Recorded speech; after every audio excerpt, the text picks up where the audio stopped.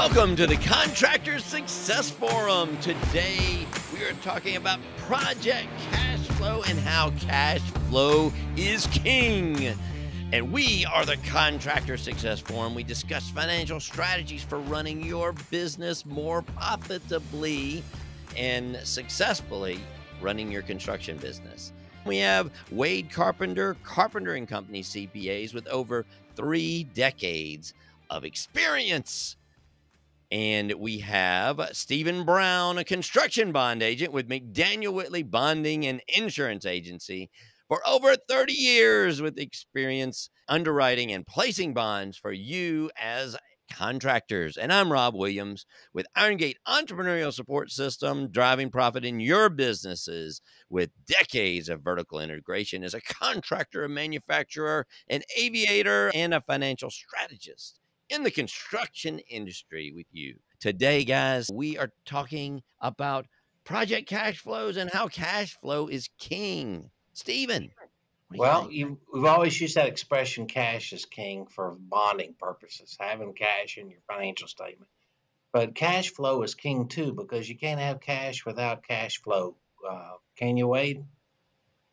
Well, if it doesn't come in, you don't have any to send out. So Well, that's right. That's right. And cash flow to me is something that I think our listeners need to understand what it means from a construction standpoint, from a contractor standpoint.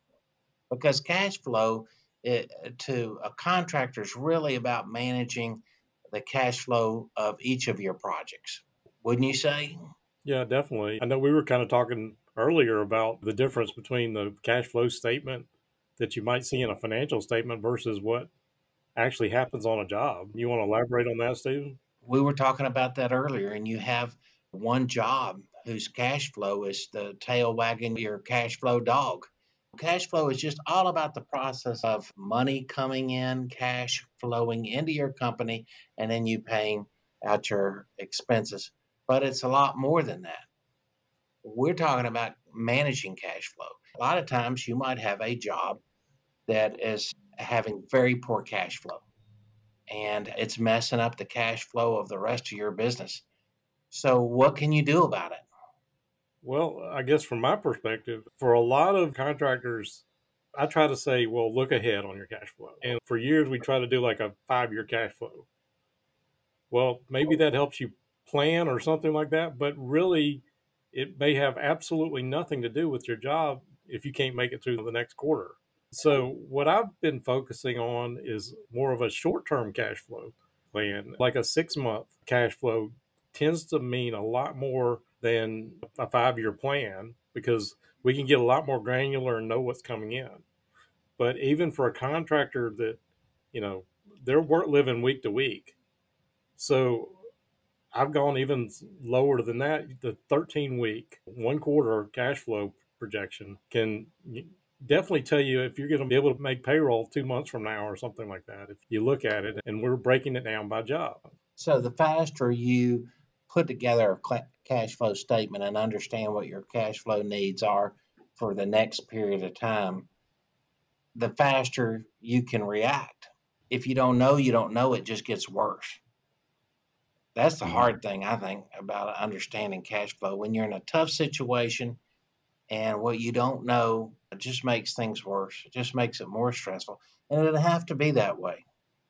We talked in an earlier podcast about all the systems in place that improve your cash flow. Every little detail of how to bill it, how to negotiate your payments, how to communicate what you expect from the owner, how your project managers get their report in so you can bill.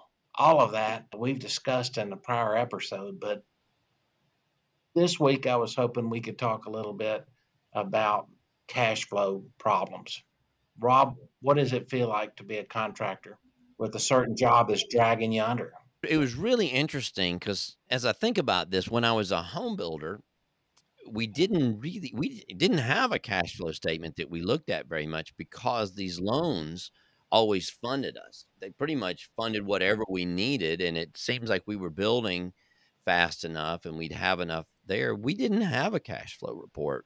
You just took a bank draw and those always seemed to work. So we just had our P&L and I don't know that we really looked at our balance sheet all that much, as much as we could. We definitely didn't look at cash flow projections. So then when I changed some of the things that I did when I opened the manufacturing plant, man, cash flow was a whole new experience for me that I didn't realize about, because you didn't have loans for that. You had to put your own money in. They weren't loaning you like they do on a real estate job. And then when we had the framing crews out there, it was our cash. It was not on bank loans. So my whole world changed a lot, and I had to get a big education on the cash flow statements and knowing what a cash flow statement is. Wade was just talking about the different time lengths of it, and it made me start thinking about what we had. I did have controllers and things in my business to help me, but yeah, we did have long-term cash flow plan, which, backing up to the home builder thing, that's where you get in trouble by not watching it, because you have all those things. Then when things slow down and you don't have the next job to pay for the previous job, it's oops. So now it makes those hard times for home builders even harder, because they were, as Stephen likes to say, robbing Peter to pay Paul. When you're using your own money to finance these jobs and you're not doing everything on bank loans, you really have to have those cash flows. We had long-term cash flow projections that weren't really based on, I want to say reality, but they were, let me just say, they were projections. It wasn't what already happened. So you have sort of the long-term thing, but then you have the short-term cash flow things, which really fits in a lot more with the profit first ideas.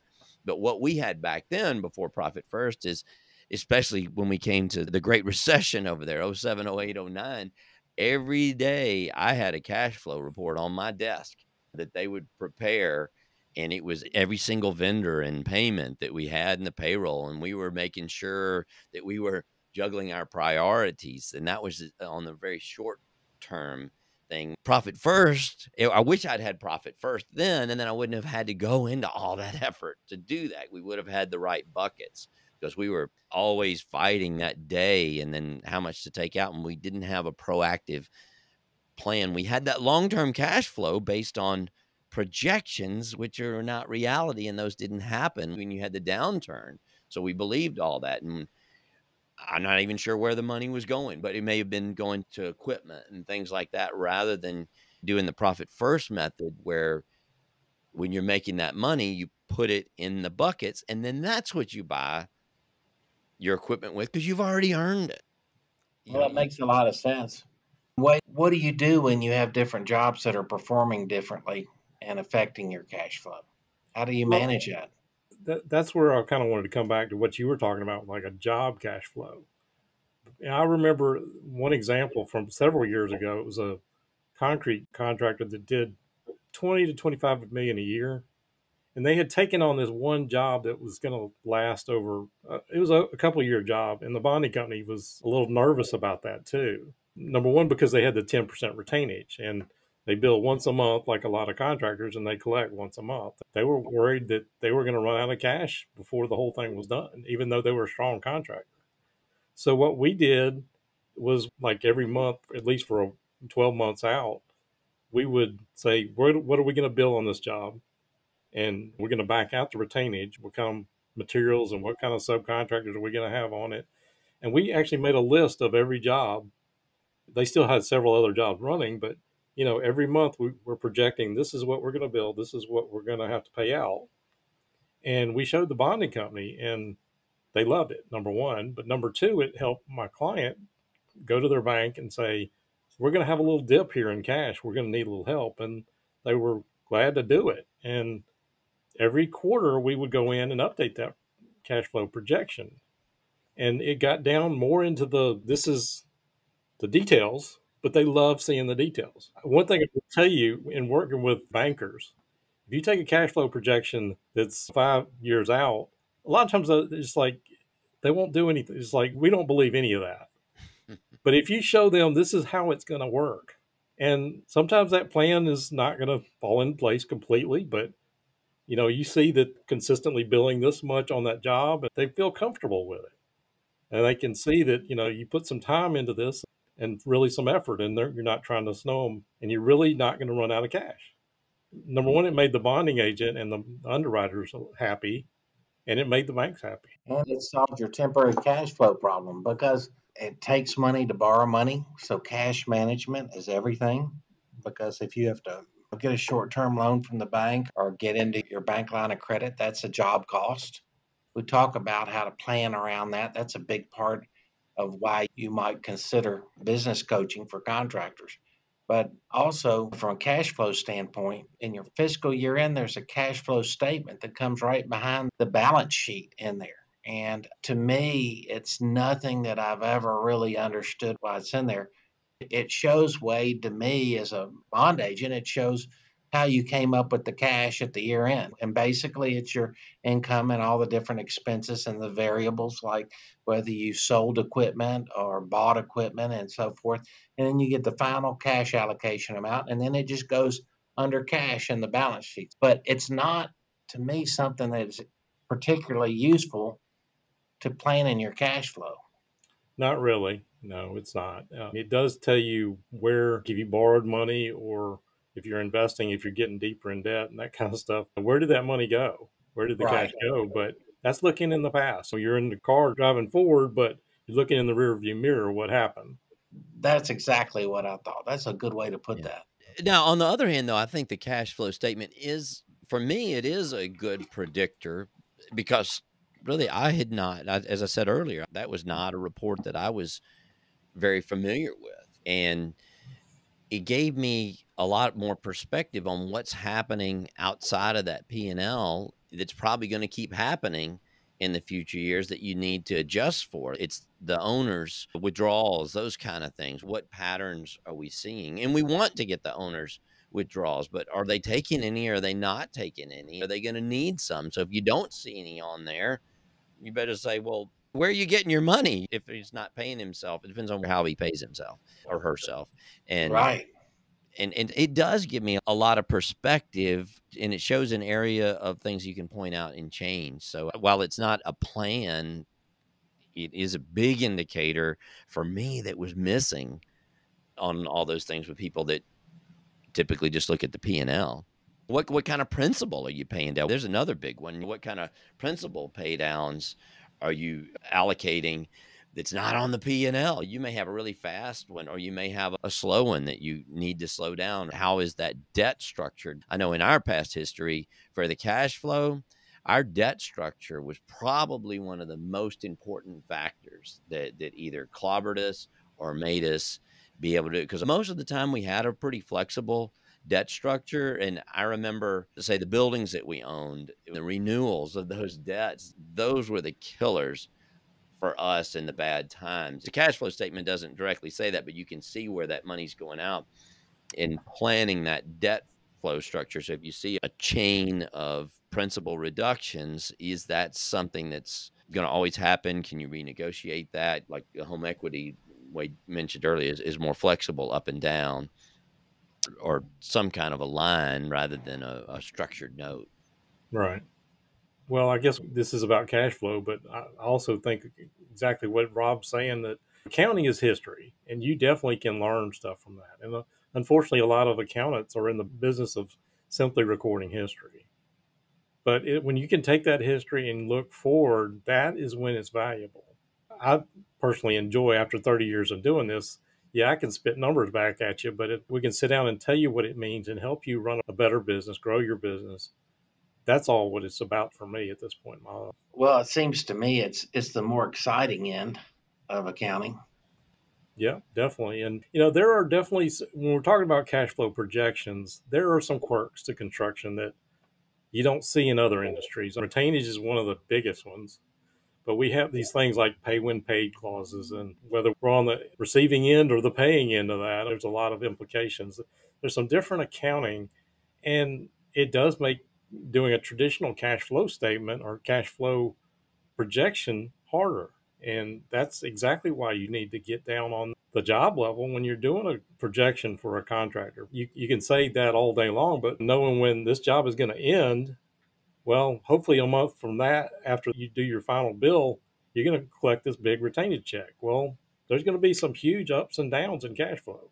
One thing I'd be remiss to not talk about receivables. I did talk about loans, and yes, the loans don't get enough attention, and that was sort of the huge downfall sometime of making sure those loans are renewable that'll put somebody out. But the receivables is what usually starts that whole downfall. At least in my experience, it was. And then it led to some of the other problems of maybe why you don't get your loans renewed or have to pay them off. But let's talk about the receivables. I know I had a couple of them that were about a year in the big retainages. The retainages, I know when I went into commercial, some of the guys that I talked to, they're like, "Oh, that's just extra fluff. Just don't even count on that coming in. It may or may not come in, and just don't count on that." And that was sort of the guys that their accounting system was, it goes in my left pocket and comes out of my right pocket. And they don't even keep up. They didn't have formal books. They didn't even have a list of their receivables. And they were just, these were the subcontractors, obviously, not the general contractors.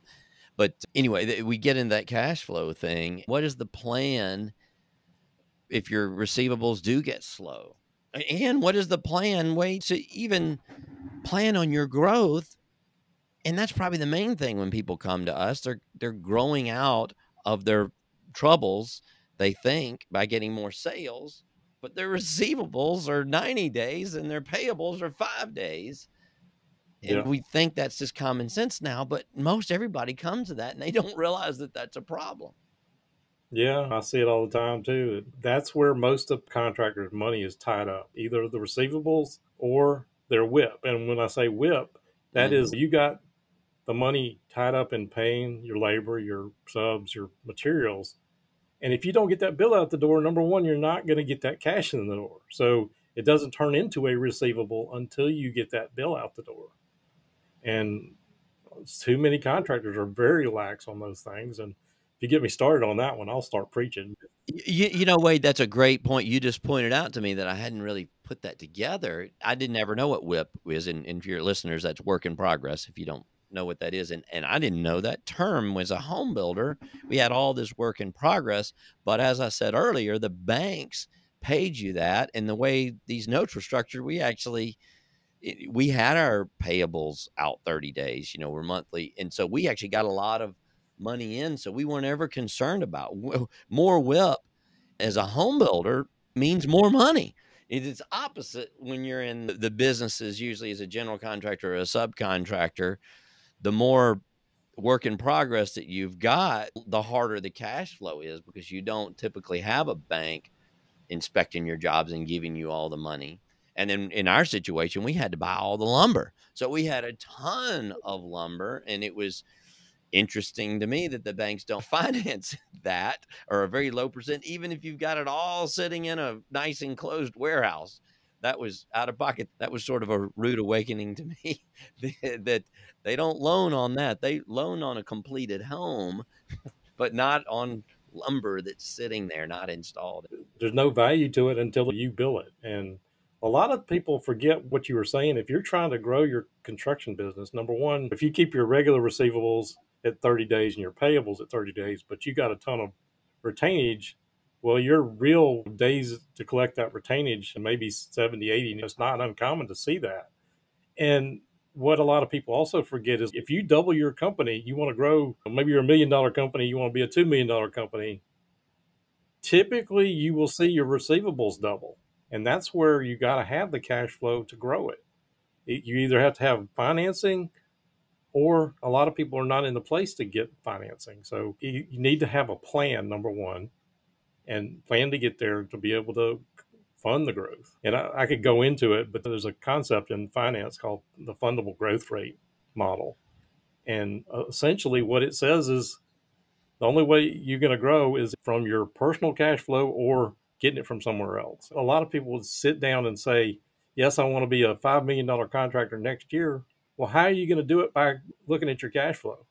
It's nice to say that in your head, but when rubber meets the road, I guess I would say, then that's when it becomes harder because you never figured out how the cash is going to get you there. Yeah, on that, Wade, I think I see two topics of some new shows that we'll do. The fundable growth rate would be a heck of a thing for a whole episode here. And then the cash flow drivers. I can't remember if we've done a cash flow driver episode or not, but go back and look at it. But if we haven't, go forward and look at these, because by the time you're listening to that, maybe we will have recorded those. Yeah, as Wade would say, don't drive looking in the rearview mirror. Got to look ahead. Oh yeah. Are you going to crash if you're always looking backwards? Yep. Great point. That is right. Well, I think this has been a huge episode that we could go on and on. So I think we will plan on having a couple of more cash flow episodes. So what do people want to do if they want to contact us or ask us a question or give us feedback on the show? One, you can rate us. You can give us a 5-star rating and then go listen to the episode. So, well, we know that. Yeah. And then I think the comment, I know we have blogs and pages, and I believe we have the comment sections in there. They can call us and contact us and email. Okay.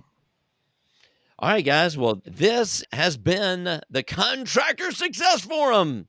And we have our wonderful, amazing industry hosts. We have Wade Carpenter, Carpenter and Company CPAs, Stephen Brown, McDaniel Whitley Bonding and Insurance Agency, and Rob Williams, Iron Gate Entrepreneurial Support Systems. And don't forget, like Stephen was alluding to, we do have our webpage, www.contractorsuccessforum.com. So go there, look at all that. In addition to our notes, and you can go to the YouTube page, Stephen, and we do have comments on there too. So there you go. Now we're talking. A good place. Now we're talking. Yes, you can go see us, Contractor Success Forum, on YouTube, and you actually get to see our lovely faces and find out that we're not really 30 years old. So, hey, the main thing is you're a profit strategist, aren't you? That's right, profit strategists here. Love it, like a superhero. All right, y'all have a great thing and come back to our next show and make some comments.